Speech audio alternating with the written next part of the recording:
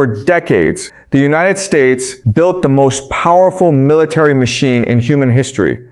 It could strike almost anywhere on Earth within hours. Thousands of aircraft, hundreds of warships, stealth bombers invisible to radar, nuclear submarines hidden beneath the oceans, military bases spread across dozens of countries. To many people, American military dominance looked almost untouchable. But then, something strange began happening. The world's strongest military kept winning battles, yet the problems never disappeared. Afghanistan, Iraq, Syria. The Middle East never became peaceful. Every victory seemed to create another crisis. Every deployment demanded another deployment. Every success came with another bill to pay. And somewhere in Tehran, Iranian military planners were watching every single move, not because they believed they could destroy America, but because they realized something much more important. Maybe America didn't have to be defeated. Maybe America only had to keep fighting. That idea sounds almost ridiculous.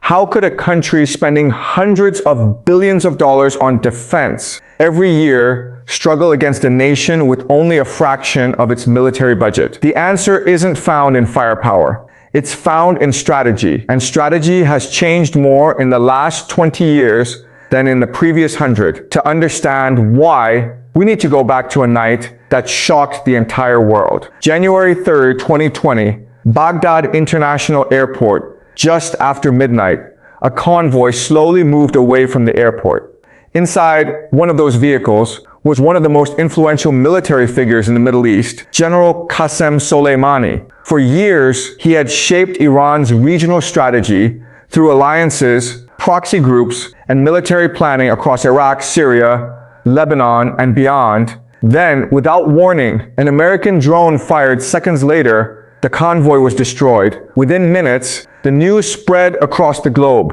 Television channels interrupted their broadcast. Financial markets reacted. Governments rushed into emergency meetings. The world held its breath.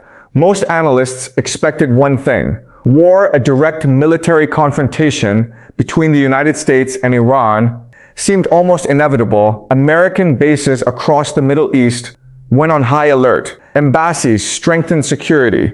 Oil prices jumped as traders feared the worst. Social media exploded with predictions that the region was about to witness its largest conflict in decades. But then, something unexpected happened. Iran responded. Missiles were launched toward American positions in Iraq. The world waited for America's next move. Would Washington strike back? Would this become another full-scale war? Surprisingly, it didn't. The crisis stopped just short of total escalation. For many people, it looked like both sides had stepped back. But behind the scenes, something far more significant had happened. Both governments had just demonstrated an uncomfortable truth. Neither side actually wanted an all-out war. Not because they lacked weapons, because they understood the cost. That moment revealed something most people had completely missed. Modern conflicts are no longer won simply by destroying the enemy. They're increasingly won by shaping the enemy's decisions. And nobody understood that better than Iran. For years, many Western observers measured power using a simple formula: more aircraft, more tanks, more missiles, more money, stronger country. It seemed logical. After all, America spends more on defense than the next several countries combined. Its navy dominates the oceans. Its air force controls the skies. Its intelligence agencies operate across the globe. On paper, the comparison looks completely one-sided. So why hasn't military superiority solved every strategic problem? Because the battlefield itself has changed. Imagine two boxers entering a ring. One is bigger, faster, stronger. Everyone expects an easy victory. But instead of standing in front of the stronger fighter, the weaker boxer keeps moving, avoiding direct punches, choosing when to engage, making the stronger opponent chase him around the ring, round after round, minute after minute. Eventually, the fight is no longer about strength, it's about endurance. That is exactly how many military strategists describe modern asymmetric warfare. The weaker side avoids fighting on the stronger side's terms. Instead, it changes the rules. Iran has spent decades preparing for exactly this kind of competition, not by trying to build an American-style military, but by asking a completely different question.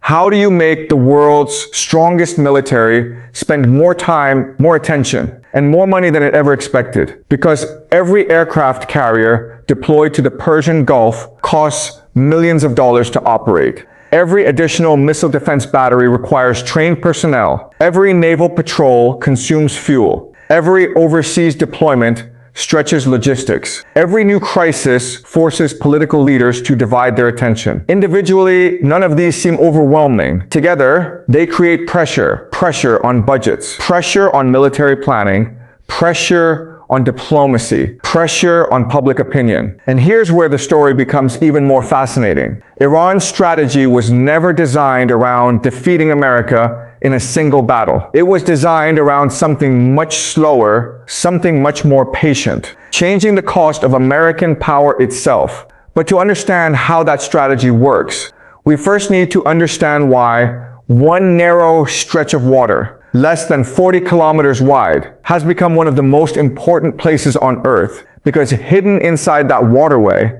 lies the key to understanding why the world's strongest military cannot simply rely on strength alone. If you ask most people where the most important place on Earth is, many would probably name Washington, or Beijing, or Moscow.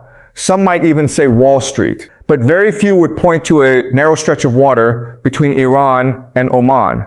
And yet, every morning, before millions of people drive to work, before factories begin operating, before airplanes take off, before cargo ships unload goods, the global economy quietly depends on one place. The Strait of Hormuz, on a map, it doesn't look impressive. At its narrowest point, it's only about 33 kilometers wide, a distance that doesn't seem particularly extraordinary. But appearances can be dangerously misleading because this tiny waterway acts like the main valve of the global energy system.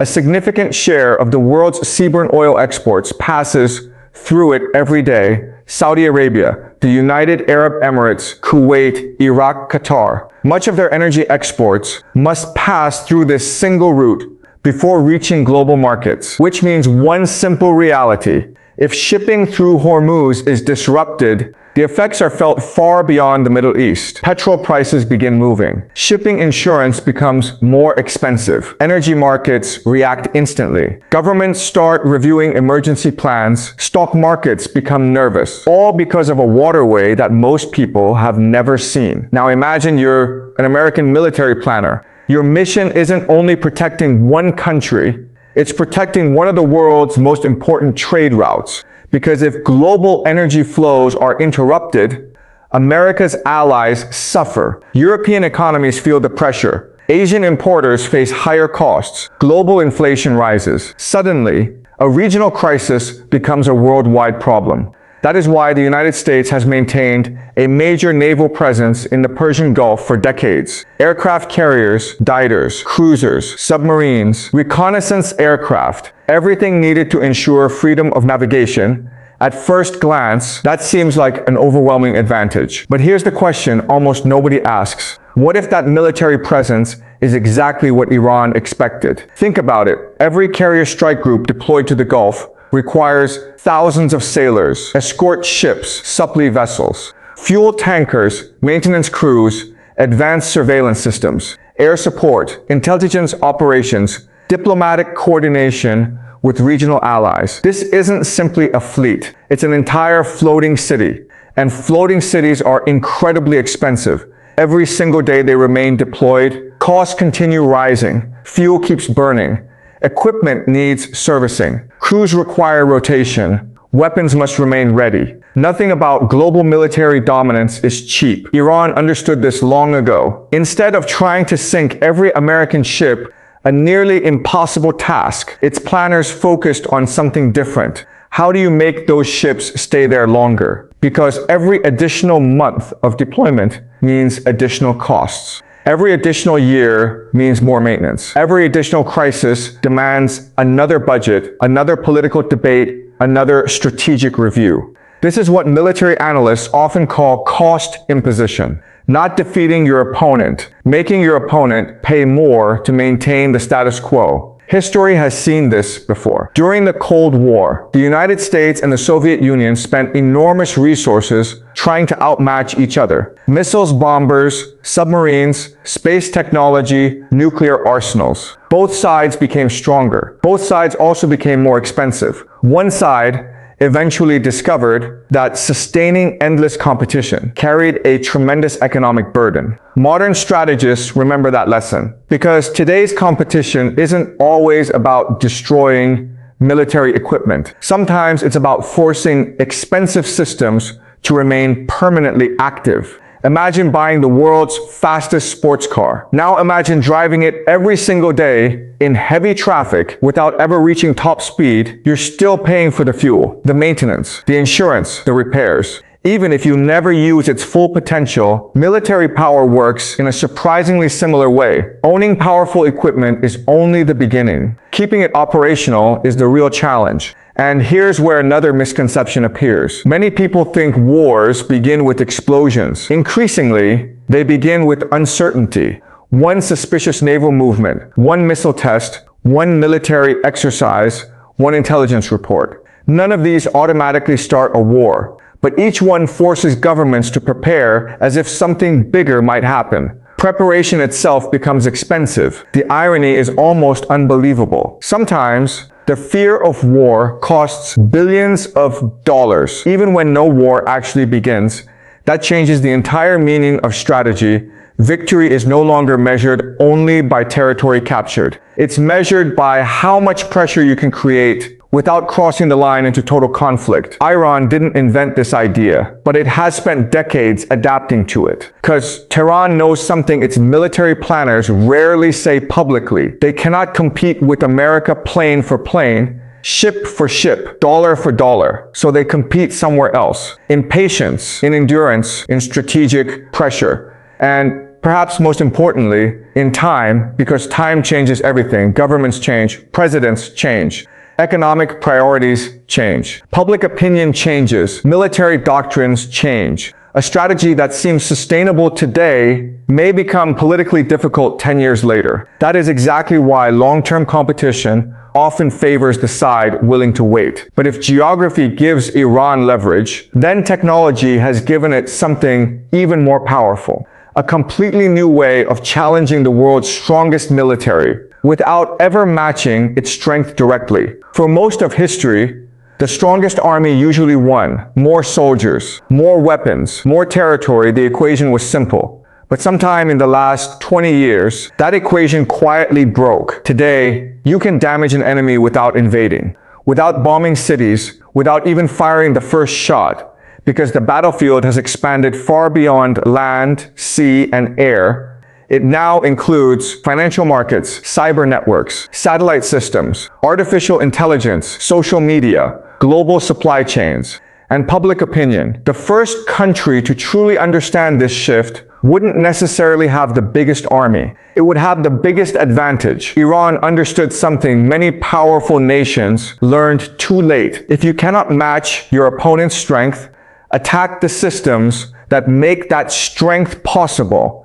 Think about the American military for a moment. When people imagine American power, they picture fighter jets screaming through the sky, aircraft carriers crossing the ocean, stealth bombers disappearing into the clouds. But those machines don't fight alone. Behind every fighter jet, there are engineers, fuel trucks, maintenance crews, satellite operators, supply chains stretching across continents. Thousands of people work behind every mission that lasts only a few hours. Power doesn't exist in isolation. It depends on logistics, and logistics depend on stability. That's why modern militaries fear disruption almost as much as destruction. A delayed shipment, a cyber attack. A damaged communication network, a satellite failure. None of these look dramatic on television, but each one can slow an entire military operation. Now imagine combining dozens of small disruptions together. Individually, they seem insignificant. Collectively, they become a serious strategic problem. Military planners call this friction, the invisible force that makes every operation slower, harder, more expensive. And friction is impossible to eliminate completely. the larger your military becomes, the more friction you create, because larger systems require more coordination, more maintenance, more planning, more communication.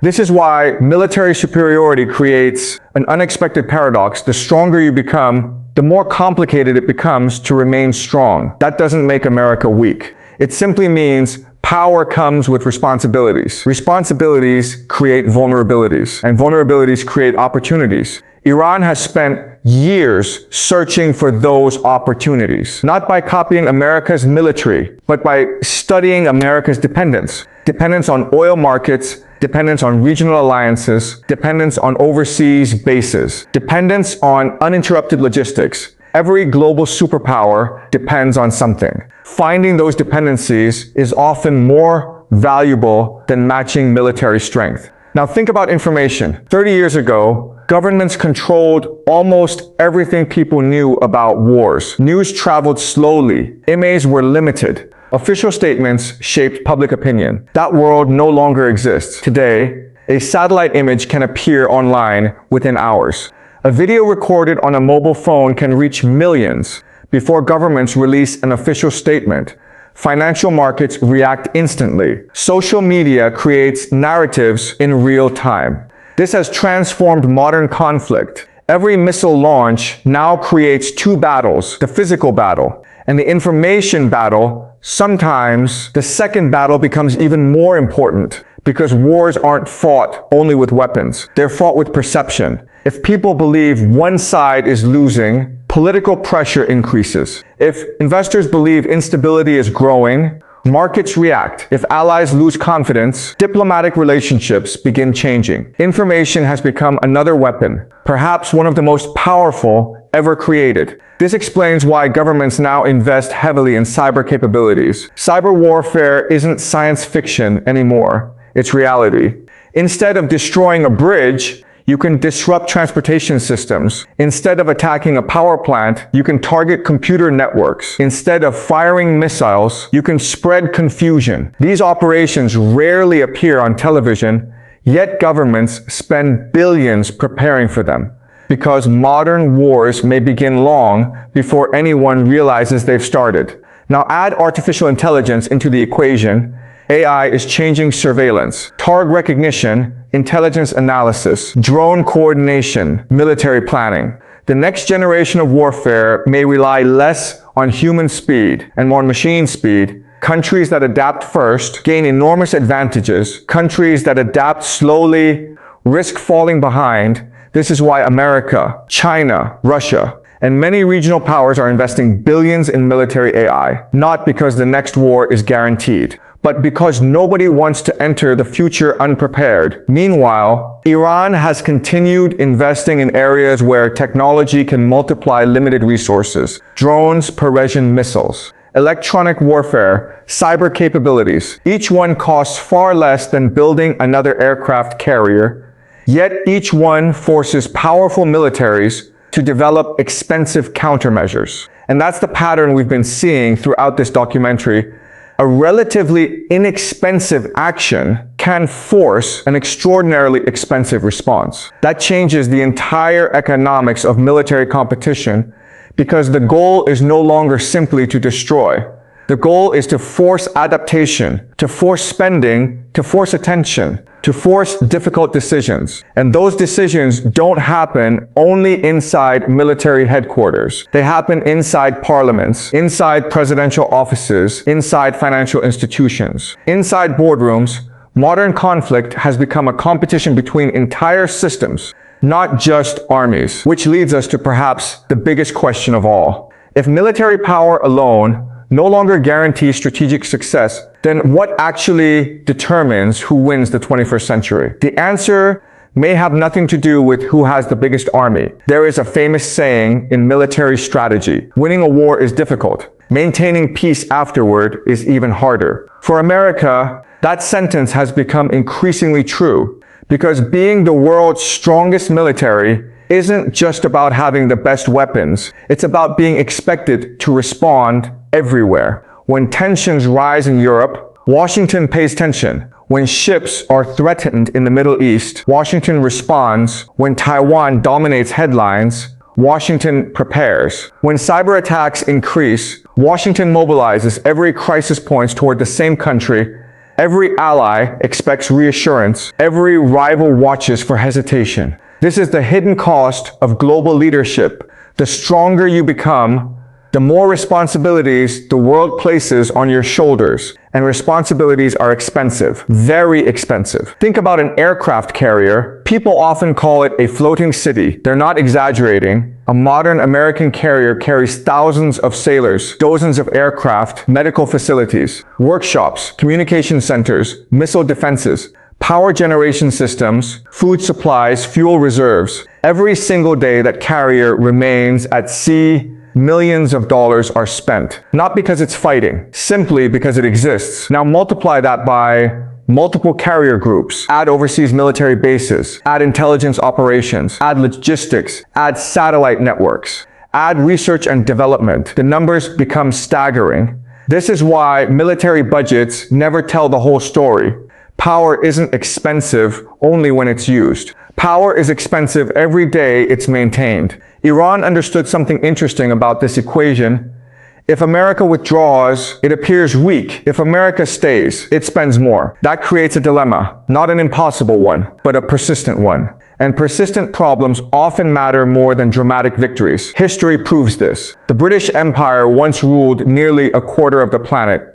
Its navy controlled global trade routes. Its economy dominated international commerce. Many believed British power would last forever. Then, slowly, maintaining that empire became more expensive than expanding it. The Soviet Union experienced something similar. Its military remained enormous. Its nuclear arsenal remained terrifying. Yet behind the scenes, economic pressure continued growing. Eventually, the burden became impossible to ignore. History rarely ends because one battle is lost. More often, it changes because maintaining the system becomes harder than building it. This doesn't mean America is collapsing. Far from it. The United States still possesses unmatched military capabilities, the world's most advanced defense industries, powerful alliances, technological leadership, an economy that remains among the largest on Earth. But even great powers face limits, not limits of strength, limits of attention. Every president has limited political capital.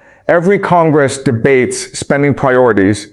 Every taxpayer asks difficult questions. Every military planner must choose where resources matter most. And choices always create trade-offs. This is exactly why Iran rarely focuses on winning one decisive confrontation. Instead, its broader strategy often aims to create multiple overlapping challenges, regional tensions, maritime security concerns, missile development, pride groups, cyber operations, diplomatic pressure. None of these individually overwhelms America. Together, they require constant attention, constant planning, constant spending. Imagine carrying 10 small backpacks instead of one heavy suitcase. Each backpack feels manageable, but after walking for years, the combined weight becomes exhausting. That's how long-term strategic competition often works. Not through one dramatic event, through thousands of smaller decisions, one after another, month after month, year after year. And while governments manage today's crisis, another one quietly begins. Meanwhile, a much bigger transformation is happening elsewhere. China continues expanding its economic influence. Artificial intelligence is advancing faster than experts predicted. Space has become a new strategic domain. Cybersecurity has become essential national infrastructure. Supply chains are being redesigned. Energy systems are evolving. Every one of these developments demands American attention, which means every additional crisis in the Middle East competes with every other global priority. This is why strategy isn't simply about defeating an opponent. It's about influencing how that opponent allocates its resources,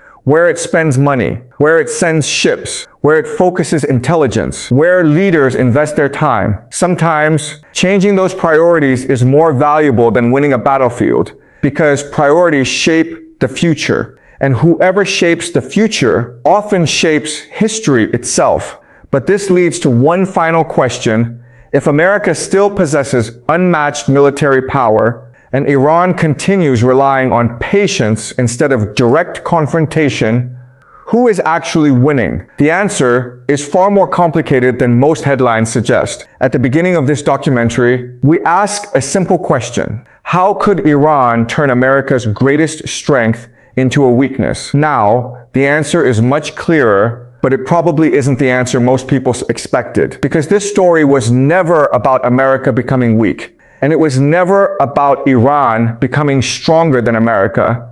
It's about something much more important. The changing nature of power itself. For centuries, victory usually belonged to the army that could destroy the enemy. Today, power is measured differently. Can you protect global trade? Can you secure supply chains? Can you defend cyberspace? Can you keep your economy stable? Can you maintain alliances? Can you prevent small crises from becoming global disasters? Military power still matters. In fact, it matters enormously. But military power alone is no longer enough. That's the lesson modern conflicts continue teaching. Look back at history. The Roman Empire wasn't defeated in one day. The British Empire didn't disappear after one battle. The Soviet Union didn't collapse because it lost one war. History is usually slower than headlines. Power rises gradually. Power changes gradually. And sometimes, power is challenged in ways that are almost invisible until years later. This is where Iran's strategy becomes fascinating. Rather than competing where America is strongest, it has often sought to compete where America's strengths create ongoing commitments and costs. A carrier strike group deployed overseas, another regional security mission, another intelligence operation, another diplomatic crisis, another defense budget. None of these proves success or failure by itself, but together, they illustrate a broader reality. Global leadership requires constant investment. That investment brings influence. It also brings responsibility. Responsibility creates costs, and costs shape strategy. This doesn't mean Iran has won. Far from it. Iran continues facing serious economic challenges, international sanctions, domestic political pressures, regional security concerns, technological limitations. Its own strategy carries enormous risks and significant costs. Likewise, America remains one of the world's most powerful nations. Its military reach is unmatched. Its technological innovation continues to shape the future. Its alliances remain among the strongest in history. But every major power now operates in a world where influence is increasingly contested, not only with tanks and aircraft, but with economics, technology, cyber capabilities, energy, information, artificial intelligence. The next great competition may look nothing like the wars of the 20th century. It may involve fewer front lines and more computer networks, fewer invasions and more economic pressure, fewer massive battles, and more long-term strategic competition. That is why military planners around the world are changing how they think. They no longer ask only, how do we defeat our opponent? They also ask, how do we make every decision more difficult for our opponent? Because modern strategy isn't always about destroying strength. Sometimes it's about forcing strength to work harder, to spend more, to stay engaged longer, to divide its attention, to respond to challenges across multiple fronts at the same time. And perhaps that is the biggest transformation of the 21st century. The world's strongest countries no longer compete only through overwhelming force. They compete through endurance, through resilience, through innovation, through adaptation. So, has Iran turned America's strength into its weakness? Not exactly. A more accurate conclusion is this. Iran has repeatedly tried to exploit the costs and responsibilities that come with America's global power, while America continues to leverage its unmatched military, economic, and alliance network to protect its interests. The outcome remains an ongoing strategic competition, not a settled victory for either side. And that may be the most important lesson of all. Because history rarely belongs to the nation with the biggest army. History often belongs to the nation that understands how the rules of the game have changed. Thanks for watching. If you enjoyed this documentary and want more deep, cinematic, geopolitical stories that go beyond the headlines, don't forget to like, subscribe, and turn on notifications. Because the next global conflict may already be unfolding. long before the world realizes it.